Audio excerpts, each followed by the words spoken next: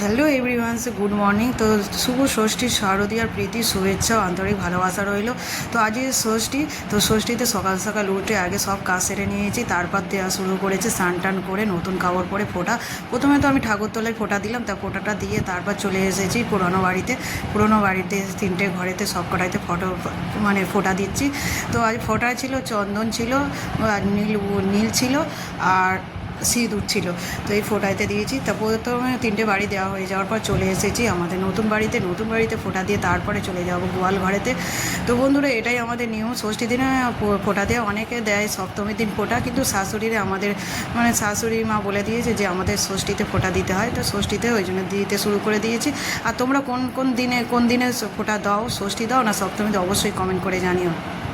আর মেয়েও সকালবেলা উঠেছে বন্ধুরা, আর তোমাদের দাদাভাই গিয়েছে ঠাকুর দেখতে, এখনও বাড়ি ফেরেন, আর আমি এদিকে সকালবেলা উঠে ফোঁটা দিতে শুরু করে দিয়েছি। আর তোমাদেরও কি দেওয়া হয়ে গেছে তো অবশ্যই জানিও বন্ধুরা। আর এখনও গোয়ালঘর পরিষ্কার হয়নি, তো ফোঁটা দিতে সকাল সকাল চলে এসেছি।